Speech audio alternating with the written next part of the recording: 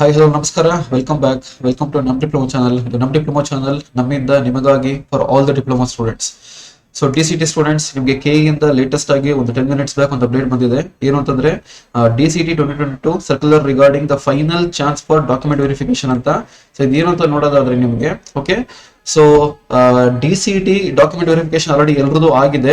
So ಕಾರಣಾಂತರಗಳಿಂದ for particular reasons ranking update ಆಗಿರಲ್ಲ. So ಅವ್ರದ್ದೇನಿದೆ ಅವರೆಲ್ಲ ಡಾಕ್ಯುಮೆಂಟ್ ವೆರಿಫಿಕೇಶನ್ ಸ್ಟಿಲ್ ಪೆಂಡಿಂಗ್ ಅಲ್ಲಿ ಇರುತ್ತೆ, ಕೆಲವು ರಿಸಲ್ಟ್ಸ್ ಅನೌನ್ಸ್ ಆಗಿಲ್ಲ ಅಂತವ್ರಿಗೆ ಒಂದು ಫೈನಲ್ ಚಾನ್ಸ್ ಕೊಡ್ತಾ ಇದ್ದಾರೆ.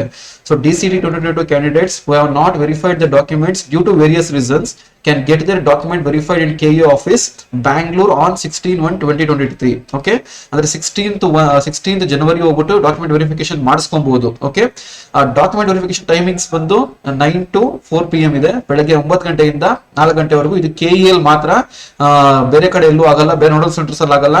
ಸೊ ಯಾವುದೇ ಊರಲ್ಲಿ ಇದ್ರು KEA ಬಂದು ವೆರಿಫಿಕೇಶನ್ ಮಾಡಿಸ್ಕೊಬೇಕು, ಬೇರೆ ನೋಡಲ್ ಸೆಂಟರ್ಸ್ ಅಲ್ಲಿ ಆಗಲ್ಲ, ಯಾಕಂದ್ರೆ ಮೆನ್ಷನ್ ಮಾಡಿಲ್ಲ ಇಲ್ಲಿ. ಓಕೆ, ಅದಾದ್ಮೇಲೆ ಡಾಕ್ಯುಮೆಂಟ್ ವೆರಿಫಿಕೇಶನ್ ಯಾರು ಕಂಪ್ಲೀಟ್ ಆಗಿದೆ ಅವ್ರಿಗೆ ಆಪ್ಷನ್ ಎಂಟ್ರಿ ಚಾನ್ಸಸ್ ಕೊಡ್ತಾರೆ. ಸೊ ಆಪ್ಷನ್ ಎಂಟ್ರಿ ಯಾವಾಗ ಓಪನ್ ಆಗುತ್ತೆ ಅಂತ ತುಂಬಾ ಈಗರಾಗಿ ವೇಟ್ ಮಾಡ್ತಾ ಇದ್ದೀರಾ, ಅದಕ್ಕೊಂದು ಅಪ್ಡೇಟ್ ಬಂದಿದೆ.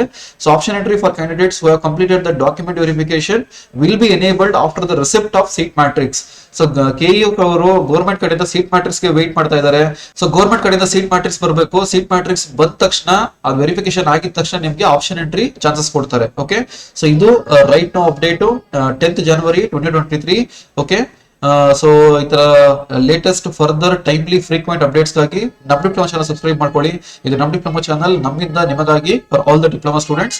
ವಿಡಿಯೋ ಇಷ್ಟ ಆಗಿರೋ ತಪ್ಪದೆ ಒಂದು ಲೈಕ್ ಬಟನ್ ಪ್ರೆಸ್ ಮಾಡಿ, ಹಾಗೆ ಎಲ್ಲಾ ಫ್ರೆಂಡ್ಸ್ಗೂ ಶೇರ್ ಮಾಡಿ. This is the update for right now. Stay tuned.